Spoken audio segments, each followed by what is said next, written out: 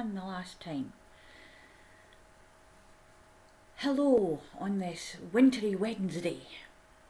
Isn't it great? We've got snow and we have a reasonable blue sky here in Glasgow, but that only means one thing: it's cold. It's very, very cold, but that's okay because it's February and it's supposed to be very, very cold. Now, the Wednesday wonder. There are times when we think about the idea that people can change into animals, or animals can change into people. We call it shapeshifting. It's also known as transfiguration. So, when you're moving into or out of something, some state of being, what you're doing really is shifting your mindset. You're developing a mindset that can understand and look at what it might be like to be something or someone else.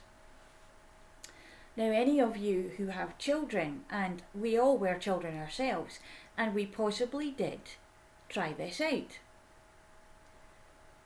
When we were very, very young and at school or nursery school, as we call it, kindergarten in other places,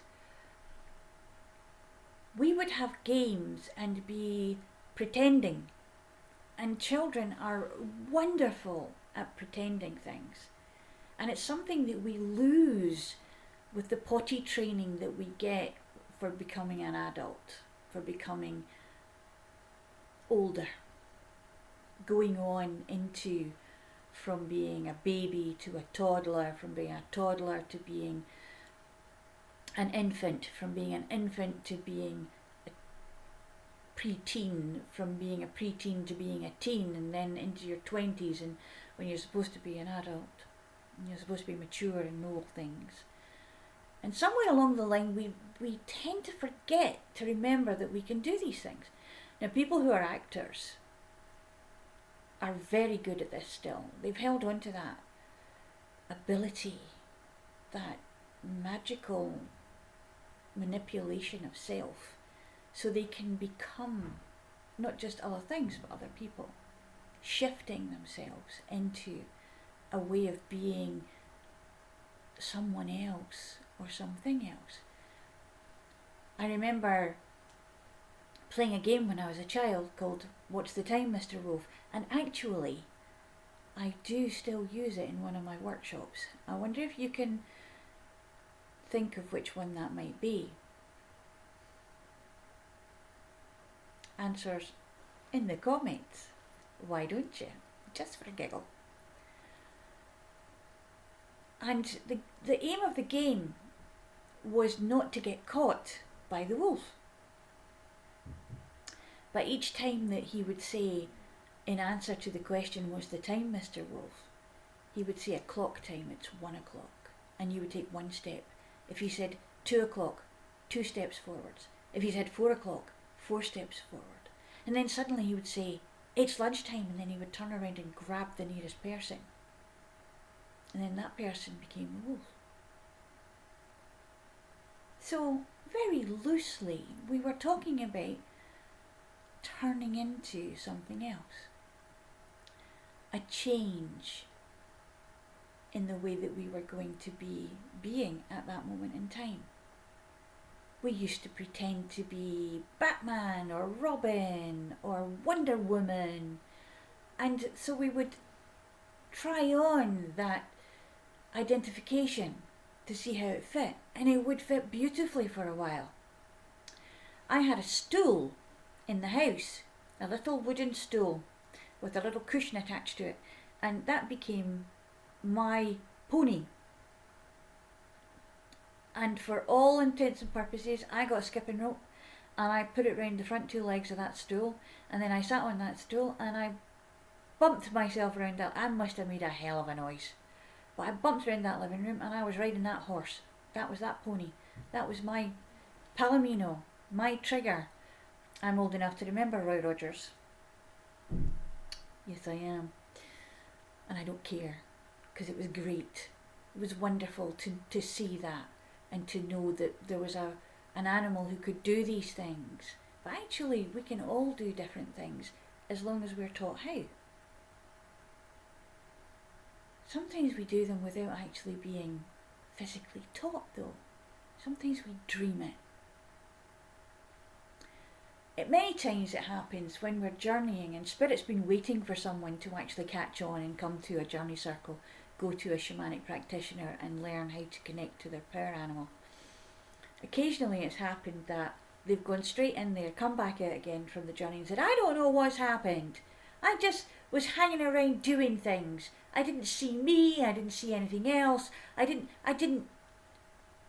think about it. Was there anything that you could see?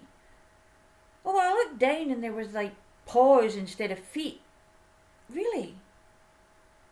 Or I looked down and the ground was very far away. It was like as if I was really, really high. But it was moving beneath me. Really? And basically when that had happened, what they'd done was jumped straight into being their power animal. They jumped straight inside the power animal and was wearing it like a coat. They had become their animal. They had shape-shifted into the animal. And the art of shape-shifting is something that occurs like that. It's a little bit of magic that your mind can do. Now, I can say to you right now, go and stand over there in the corner and be a tree. And some of you, thank you, will do that. And you'll stand there and you'll plant your feet really solidly, and then you'll take your arms up and you'll spread your fingers and you'll look to the sky maybe. I don't know, because I'm not there. But you're being a tree. Now take that one step further and feel the energy of the ground coming up through your feet. Feel them tingle perhaps. Feel your toes wriggle. Gaining more purchase. Feel yourself filling up with sap, rising through you, going through your arms, getting to the tips of your fingers, and shooting out as if leaves are coming from your fingertips. And your head might be feeling a little bit fuzzy because there might be things coming up, energetic little nodules coming out of your head that you can imagine, you can perceive, because perhaps you can feel them now. A lot of times when we read books, we're actually shape-shifting into a character in the book when it's written well enough. Anything that catches our imagination, and imagination for human beings is the philosopher's stone. Because when you have imagination, and we all have imagination, even if we can't see pictures in our head, even if we can't hear voices in our head, there is something that gives us ideas, and it may be that that is sitting outside of us a little bit, and we just have to perceive a way to connect there.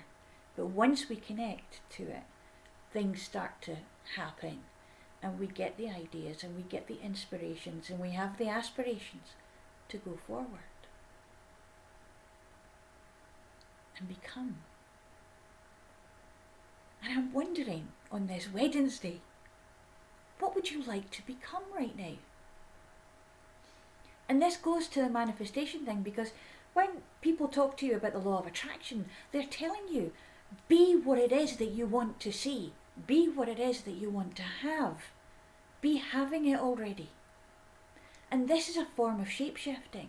It's a form of getting yourself and changing the chemicals inside your body.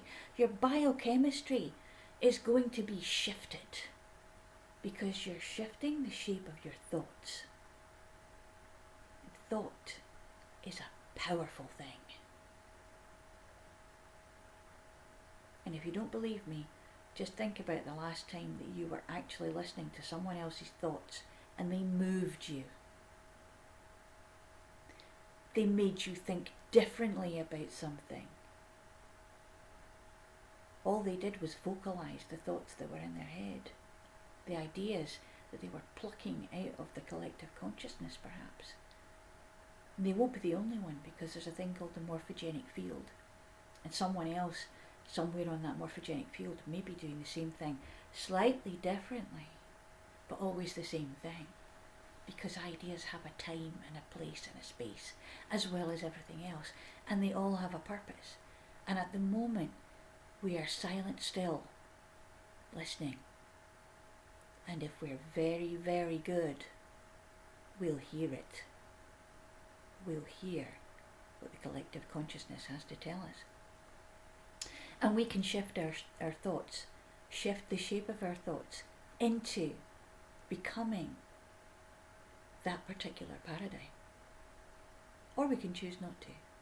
We can choose to close our ears and our eyes, close our minds to the idea of change, which is going to happen anyway, with or without us, because that's what life does. It's cyclical. What goes around comes around, of course, but it doesn't have to come around in the same way. A cycle doesn't have to mean a circle. It could be a spiral. Now it depends on how you look at that spiral and where you are on it at the time. So how would it be if you could shapeshift into something that could perhaps jump the rings of that spiral and take yourself to different parts so you could see what's going on there? How would it feel, do you think, to run like a wolf in the forest? Slip, slick, velvet paws, seeking purchase on thick, damp loam. Now, if you want to know about velvet paws, we might do that another time. That's a journey and a half when it comes to shapeshifting. That even makes you feel the prickles of the hairs growing through the pores in your skin, like elf needle pinches, little pricks of needle points. As your skin sprouts hairs, as your shoulders lengthen, and your wrists lengthen, and your ankles lengthen, until the heel becomes a hawk. How do you think it would feel to be that way? How do you think that would find yourself? Where would you go if you were a wolf? Would you lie in the sun and just bathe, or would you just run for the hell of it? Would you use that wonderful nose with its absolutely amazing sense of smell?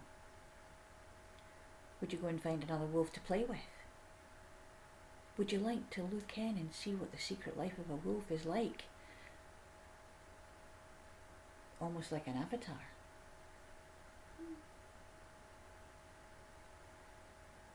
All things that can be thought can be.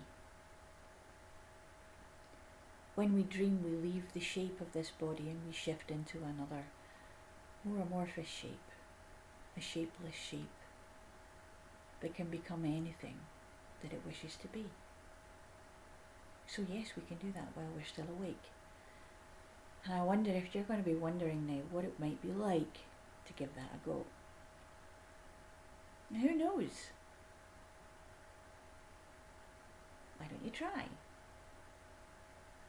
You might be snowed in. What else is there to do?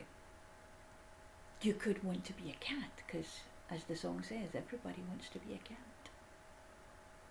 Although some people I know definitely don't want to do that. They're more dog people. Be a dog. I know that sometimes it can freak a dog out to become like a dog. So just be careful. You don't want to give them too much of a shock. They have expectations too of their humans, that their humans are going to be human and not try to make fun of them. Serious business being a dog, you know. So while you're wondering this Wednesday, the art of shapeshifting is just a thought away. And it's how you think it, when you think it, and how deeply you think it. How much oomph you put behind it, as with anything you do in life when you make a choice. If you're going to go there, do it well. But remember, in some cases, some people have been known to actually become the animal they're shifting into. unfortunately, they haven't always been able to come back.